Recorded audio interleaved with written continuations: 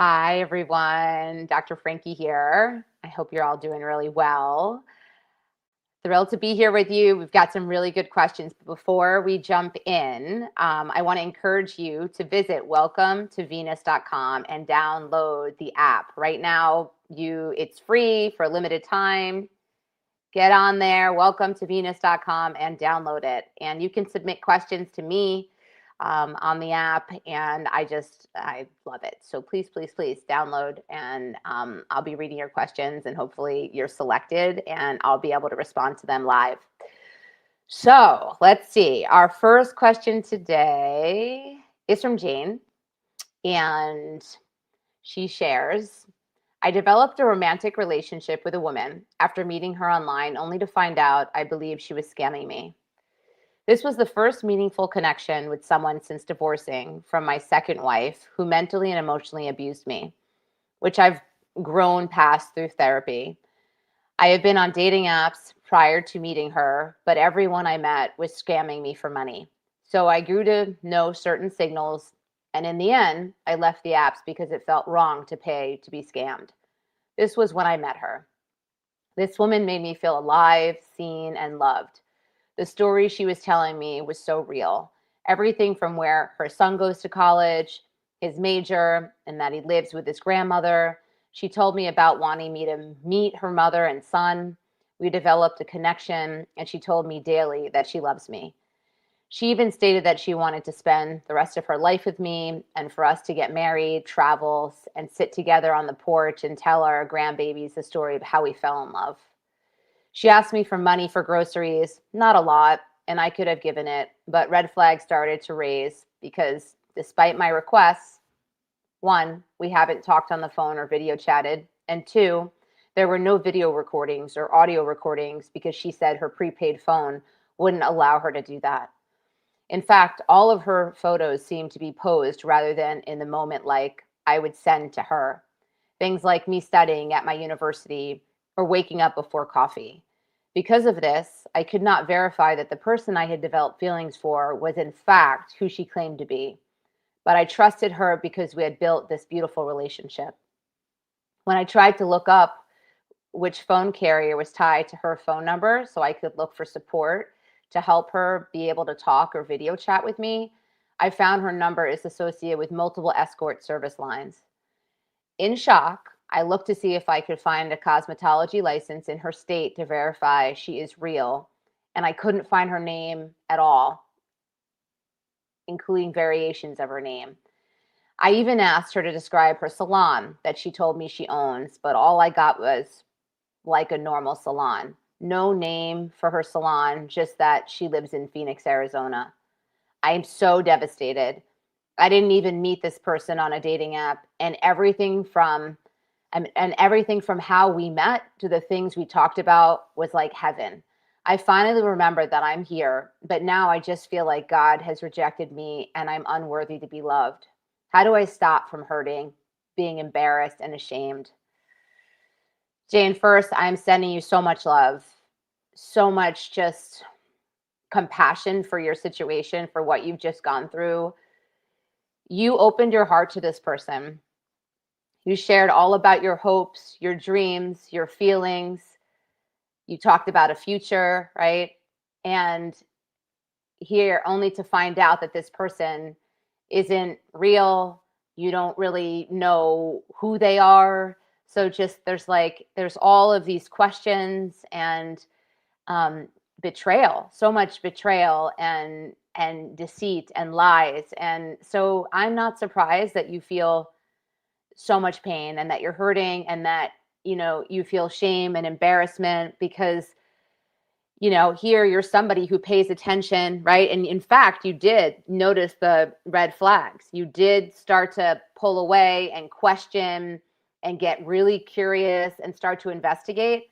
There are plenty of people that are going through this same experience that actually just continue to stay in the situation and get tons of money stolen from them. They get so just engaged and they can't get out of it. They are isolated. They're not telling their friends and family because there's so much shame and embarrassment, and they just keep spending money. And you didn't do that. So I just want to point out that you noticed something, you mobilized, you started to get very curious, and you discovered that this person isn't true, real, honest, right? And you extracted yourself. So kudos to you for that, because it's really hard when our emotions get entangled into somebody and we have all these hopes and dreams, and we don't want to believe that it's all based on false narratives. It's not real, right? So the other thing is, I think you came out of, it sounds like you were married twice, and you've come out of your second marriage where there was mental and emotional abuse. So that sort of sets you up for kind of feeling more, maybe like really wanting a connection. And there's more vulnerability because you came out of something like that. And I know that you worked through it and you've grown and you've recovered and repaired and healed. But when we have trauma in our past, it makes us a little bit more vulnerable. And that's why we definitely need to, do our work and also stay on top of it, because sometimes it can get stirred up again. So, I think given the situation, you did a really good job. And I want to normalize the fact that this is happening to people all over. I mean, there are full businesses. Like you said, you researched it, and this person is connected to multiple, basically numbers, scamming agencies. Like it is a profitable business to them, and it pays off. They invest hours and hours of time creating false stories because they get paid in the end. So I'm happy that you shared your story with us. I'm grateful for it. And because people have the opportunity to hear what has happened to you, and they can learn, and they can hopefully understand that if they have that spidey sense that comes up for them, they're going to question it. They're going to slow down and start becoming an investigator, a detective, to determine if these feelings, these concerns are true, and to act on them instead of freeze and, or just not do anything, right? Turn a blind eye and keep showing up and connecting with this person that isn't real. So give yourself a lot of love and compassion, and know that there's nothing to be ashamed of. You have an open heart. You want to connect with somebody. You want companionship in a relationship and love. It's all healthy and good. This is just somebody who's preying on people who are wanting love and companionship. And you got out of it. You're moving on. Be good to yourself and know that you are not alone in this. So thank you again for sharing with me and the community. And hopefully folks can keep that in mind so they can protect themselves just like you are protecting yourself. Next is Lena. My girlfriend and I have a great queer friend group, but there have been some instances where we have both gotten jealous or misread situations. How do we set boundaries within our friend group? This is a great question because, right, when you're in a queer relationship, like you're in an environment where you all, right, everybody's fair game in a way, like it feels a little bit maybe more threatening, risky. I think the environment sort of is ripe with opportunities or situations to misread. What it is, I think, is that you want to come back to the relationship. So, Lena, you want to talk to your partner and say, share about what you noticed, share about what you're feeling, and see is there a way that you can come up with a signal, for example, if something happens at an event where you can alert one another and step aside and have a conversation, or at least on the other side of it where you can have a safe conversation to express yourself. The other thing is, if there's somebody in the friend group that continues to overstep boundaries and sort of maybe minimize the relationship that you have with your partner, and do like slight, flirtations or things like that feel really uncomfortable, or will make your partner uncomfortable, you may want to just say something to your friend and just say, like, I know that maybe I misread this. I don't think this is your intention, so that they don't get defensive, right?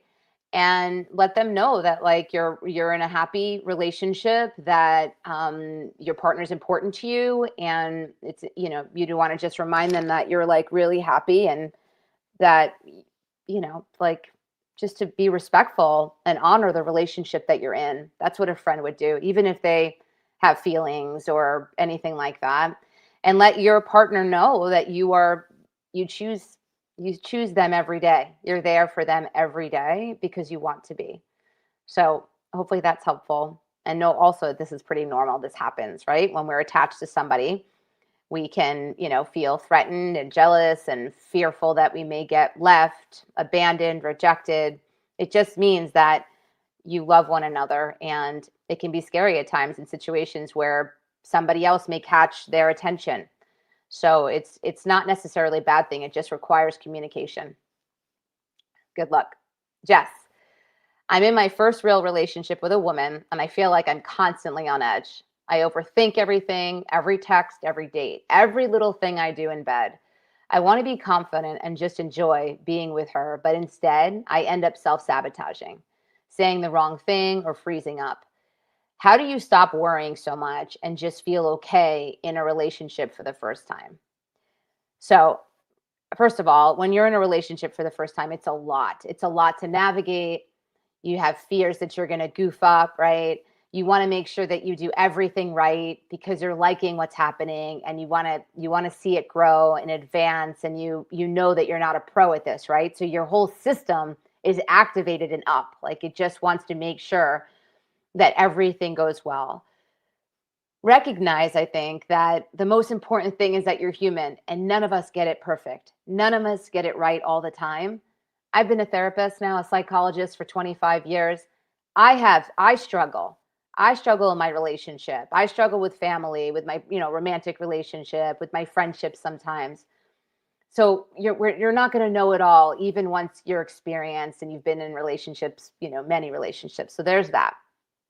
The other thing is, you don't have to be perfect. Like, there's opportunity, there's room. If this person is good for you, there's going to be room for you to say, oh, you know what? Oops, I could have handled that better. I'm sorry. That wasn't my intention. So the overthinking part of you just wants to get it right. It's worried that if you make one misstep, that it's all going to go to hell in a handbasket.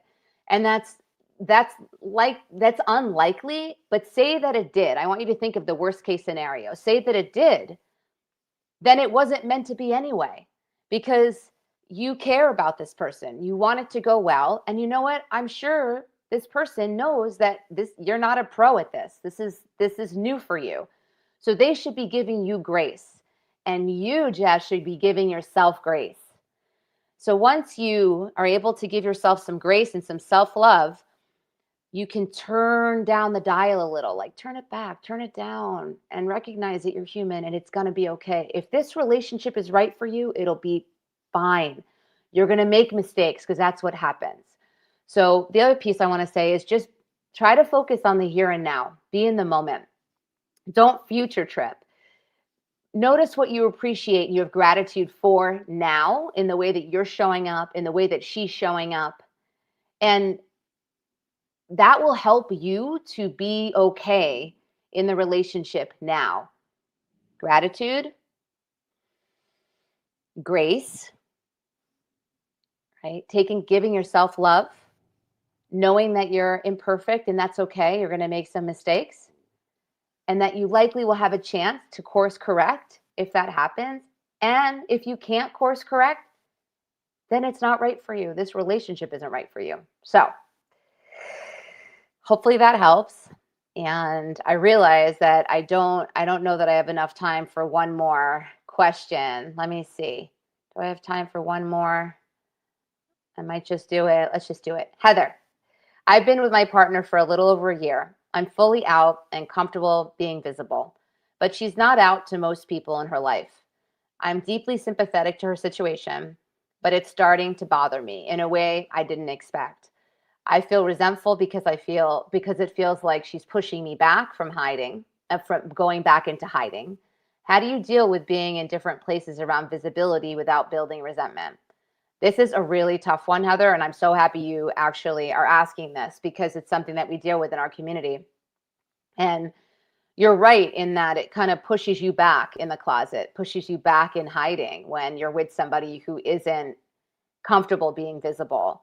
So that's a question you have to ask yourself, is that like, is this somebody who is working towards being visible, working towards coming out, or are they expecting to just live their life this way, kind of closeted?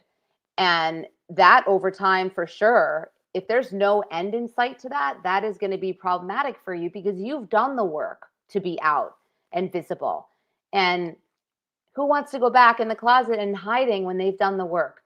So I think that if she is working on coming out and being visible, then it would be a good idea, if you really like her and you care about the relationship, to support her, be there, give her some time, be patient, and see if there's some progress.